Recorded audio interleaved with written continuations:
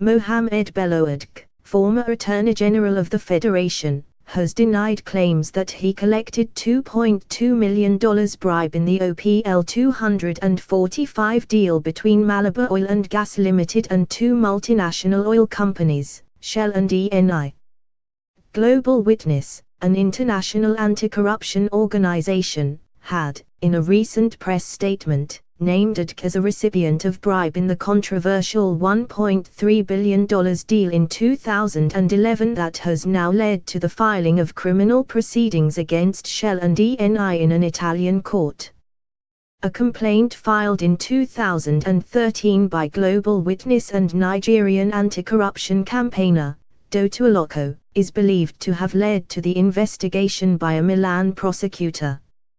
In a letter to Global Witness dated December 23, 2017 and seen by the cable, Femi Arboro of Gromiko Amidia Solicitors, London, said Adoke, who is currently on self-exile, found the claim offensive.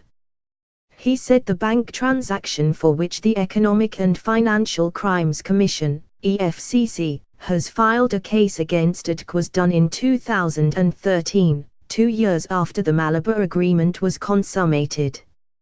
He wrote, "Our client vigorously denies that he received a bribe of $2.2 million or any other sum on account of the OPL 245 settlement agreement and states that he has had cause to call attention of the public to the reckless and reprehensible attempt by the Economic and Financial Crimes Commission, EFCC, to link his mortgage repayment to the Unity Bank of Nigeria to the alleged bribe of $2.2 million, when the loan documentation in respect of the mortgage is available for any objective person. To apprise himself of the transaction and arrive at an informed conclusion.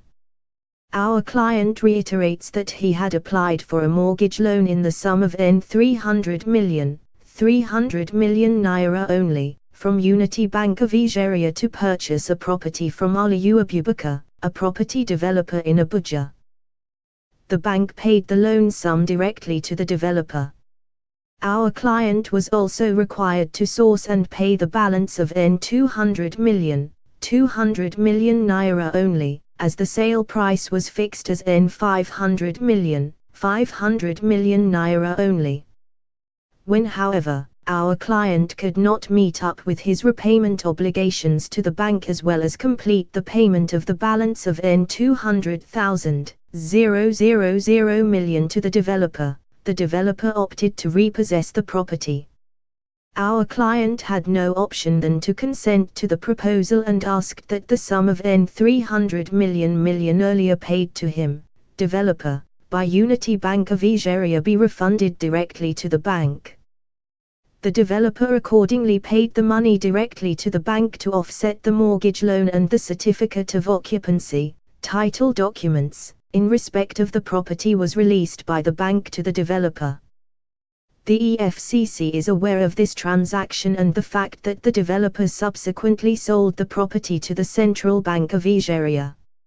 It will be recalled that OPL 245 resolution agreements were executed in 2011 and the mortgage loan transaction with Unity Bank of Nigeria took place 2 years later in 2013.